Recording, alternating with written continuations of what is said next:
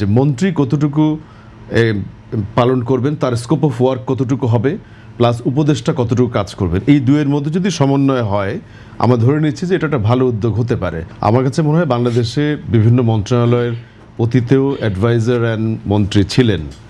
এখন এটা দেখার বিষয় যে ইউজুয়ালি কি হয় যে যারা অ্যাডভাইজার থাকেন তারা টেকনিক্যালি একটু সাউন্ড থাকেন, আর মন্ত্রীরা তাদের দাপ্তরিক কাজ নিয়ে ব্যস্ত থাকেন। আমরা অতীতেও দেখেছি, বিভিন্ন দেশেও দেখেছি, অন্যান্য দেশে। তাতে করে কি হয়, মন্ত্রীরা ফাংশনাল হেড, উপদেষ্টাদের এক্স্যাক্টলি। আর উপদেষ্টারা তারা যেটা করে বিভিন্ন সময়, ধরা যাক বাংলাদেশে ডক্টর মাহাদি আমিন,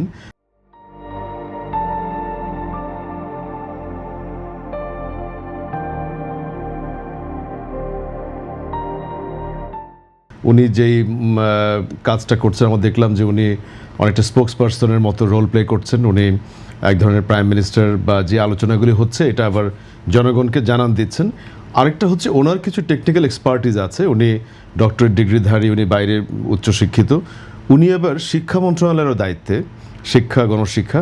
তার মানে আমরা ধরে নিচ্ছি উনি হয়তো ওনার টেকনিক্যালি যেই এরিয়াতে সাউন্ড, এই জায়গাগুলোতে উনি রাষ্ট্রকে বা গভর্নমেন্টকে এক ধরনের টেকনিক্যাল অ্যাসিস্ট্যান্স বা অ্যাডভাইস দিতে পারেন। এই জন্যই হয়তো তাকে দায়িত্বটা দেওয়া হয়েছে।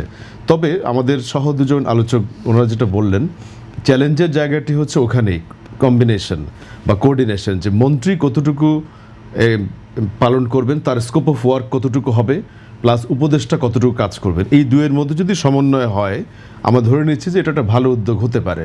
তবে যেটা আলটিমেটলি বাংলাদেশের ট্র্যাডিশনাল যে জিনিসটা হয়, যে ক্ষমতা কাঠামোর কাছে যারা থাকেন তাদের কাছেই জনগণ বেশি যেতে চায় এবং তারা বিভিন্ন সার্ভিস বা বিভিন্ন ধরনের সেবার জন্য তাদের কাছে যায়।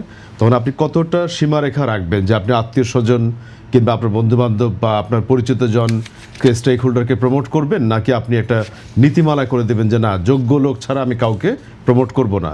যদি এই ধরনের নীতিমালা আপনি সঠিকভাবে পালন করেন, তাহলে আমার ধারণা মন্ত্রী এবং উপদেষ্টাদের মধ্যে কোনো দ্বন্দ্ব সংঘাতের সম্ভাবনা নেই।